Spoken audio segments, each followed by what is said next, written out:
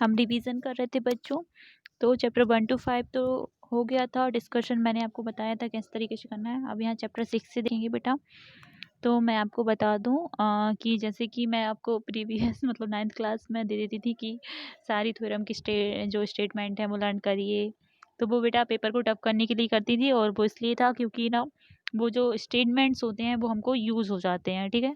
तो यहाँ पर ऐसा कुछ नहीं आएगा पेपर में, स्टेटमेंट आपको ज़्यादा लर्न नहीं करने हैं, आपको बस क्या करना है, थ्योरम को समझना है। यहाँ भी कुछ भी आपको लर्न नहीं करना है, थ्योरम को समझना है, क्या बोल रही है थ्योरम, कैसे हमको उसको प्रूव करना है, वो भी आपको अच्छे से समझना है, ठीक है। तो यहाँ इस चैप्टर की बात करते हैं। चैप्टर 6 में हमारी सारी थ्योरम्स ही होती हैं। तो यहाँ से बेटा आपका जो सिमिलर फिगर है, ओके, और जो कॉन्ग्रुएंट फिगर होते हैं, तो इनमें से आपकी जो एमसीक्यूज या फिर जो फिल इन द ब्लैंक्स हैं, इस टाइप के इसमें आ जाएंगे 1-2 क्वेश्चन, ठीक है। और तो ये भी आपको ध्यान रखना है, छोटी छोटी चीज़ें। जैसे 6.1 है, 6.1 हमारा पूरा करना है आपको। तो यहाँ पे ये जो फ्लप्स वगैरह हैं आप इनको ध्यान से समझ लेंगे सारे। सिमिलरिटी ऑफ ट्राइंगल यहाँ से भी आपको पढ़ लेना है, क्या मतलब कोई भी ट्राइंगल में क्या क्या सिमिलरिटीज़ की कंडीशंस होती हैं, ठीक है। 2 कंडीशन दी हैं सिमिलरिटीज़ की, तो ये आपको समझना है अच्छे से।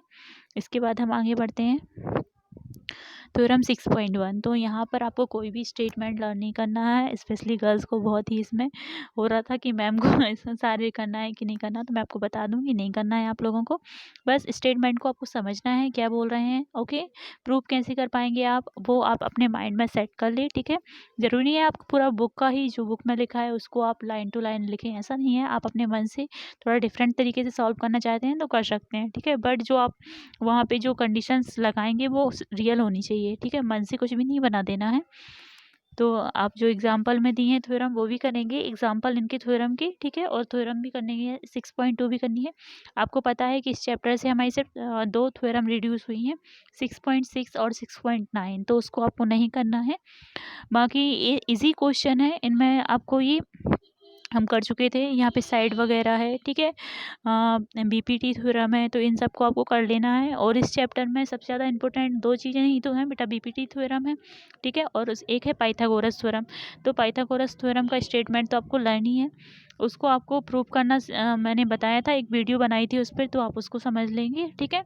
वो मतलब कि इस चैप्टर में आईएमपी क्वेश्चन बोला जाए तो पाइथागोरस थ्योरम काफ़ी आईएमपी है, ठीक है। और जो बीपीटी थ्योरम है वो, और उससे रिलेटेड जो थ्योरम है मतलब कि जहाँ पे उसका यूज़ होता है, ठीक है, बीपीटी का जहाँ जहाँ भी यूज़ होता है वो क्वेश्चन आईएमपी है इस चैप्टर में, और ज़्यादा कुछ नहीं है। तो आप कर लेंगे, ठीक है। और एक्सरसाइज के क्वेश्चन भी आपको करने हैं। इसके बाद जो एग्जाम्पल्स वगैरह हैं इन सब को आप लोगों ने वैसे भी जब हमारी क्लास चल रही थी तो आपने किया होगा इनको बेटा, तो रिवीजन कर लेना एक बार। और बाकी इसमें कुछ स्पेशल नहीं है, ठीक है बेटा। जो आईएमपी है मैंने आपको बता ही दिया है।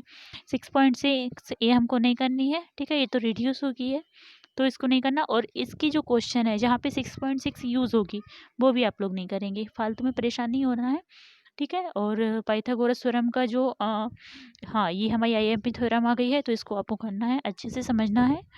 बहुत ही सिंपल है, टफ नहीं है।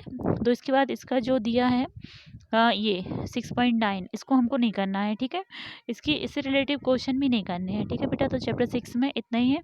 अब हम चैप्टर 7 पे चलते हैं।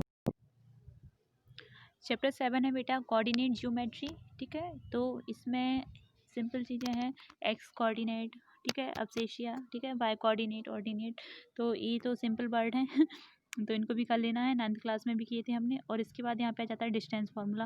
डिस्टेंस फार्मूला का यूज़ करने वाले क्वेश्चन आ सकते हैं एग्जाम में, आते हैं, ठीक है, पर ज़्यादा मार्क्स में नहीं आते हैं बेटा, ठीक है, ज़्यादा मार्क्स नहीं कर पाएंगे आप वहाँ से प्राप्त। उसके बाद हमारे पास है सेक्शन फार्मूला। तो सेक्शन फार्मूले की 7.1 के जितने भी क्वेश्चन हैं वो आप सारे करेंगे, एग्जाम्पल्स भी कर लेना, सिंपल है, सब में डिस्टेंस फार्मूला यूज ही होना है, ठीक है बेटा। और 7.1 के सारे क्वेश्चन करने हैं, कुछ भी यहाँ से रिड्यूस नहीं है। इसके बाद आता है सेक्शन फार्मूला, इस पर भी हम डिस्कस कर चुके हैं बेटा। तो इसकी भी कर लेंगे, ठीक है। और मैं आपको बता दूं कि हर एक चैप्टर से आपका मतलब कि इक्वल मार्क्स का आएगा, ठीक है। ऐसा नहीं है कि किसी चैप्टर से मैंने ज़्यादा ले लिया हो, किसी से बिल्कुल भी कम लिया है, ऐसा नहीं है। तो आपको हर एक चैप्टर से बेटा 1 मार्क्स के लिए भी प्रिपेयर करना है, 2 मार्क्स के लिए, 3 मार्क्स, 4 मार्क्स सभी के लिए प्रिपेयर करना है, ठीक है। तो आप बड़े क्वेश्चन पर भी ध्यान देंगे और जो कम मार्क्स के क्वेश्चन होते हैं उनको, मतलब कि जो छोटे वाले क्वेश्चन होते हैं 3 या 2 स्टेप वाले, उन पर भी ध्यान देंगे, ठीक है। और मैं आपको बता दूंगी पेपर का यहाँ पे चेकिंग कैसी होगी। आपकी जो बोर्ड एग्जाम में आपके जब पेपर होंगे तो उसमें स्टेप बाय स्टेप चेकिंग होती है, मतलब कि जितनी स्टेप आपकी करेक्ट होती है तो स्टेप के अकॉर्डिंग जो मार्क्स होते हैं उसको हम डिवाइड कर लेते हैं, ठीक है। और जितनी स्टेप करेक्ट होती हैं उसके आपके मार्क्स मिल जाते हैं, ठीक है। तो आप कोशिश करें कि आपका पूरा आंसर करेक्ट हो, लेकिन पूरा आंसर करेक्ट नहीं है तो आपको मन से कुछ भी नहीं करना है। जहाँ तक आपसे आंसर सही से बन रहा है, ठीक है, जहाँ तक आप प्रूफ कर पा रहे हैं वहाँ तक आप सही से करेंगे, उसके बाद आपको उतने के मार्क्स मिल जाएंगे, ठीक है।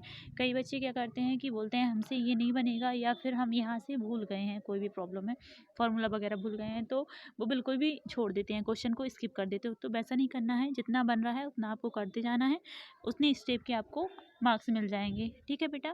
तो इस तरीके से आप प्रिपरेशन कर लीजिए। तो चैप्टर 7 तक हो गया है, चैप्टर 1 to 7 आप अच्छे से प्रिपरेशन कर लेंगे। मैं कल की वीडियो में आपको चैप्टर 8 और 9 बताऊंगी। चैप्टर 8 और 9 भी काफ़ी अच्छे चैप्टर हैं, ठीक है।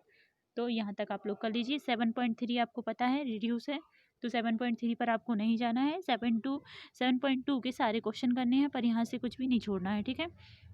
ये एरिया ऑफ ट्राइंगल ये वाला आपको नहीं करना है, ठीक है। 7.3 बिल्कुल भी नहीं करेंगे। ओके बेटा, थैंक यू।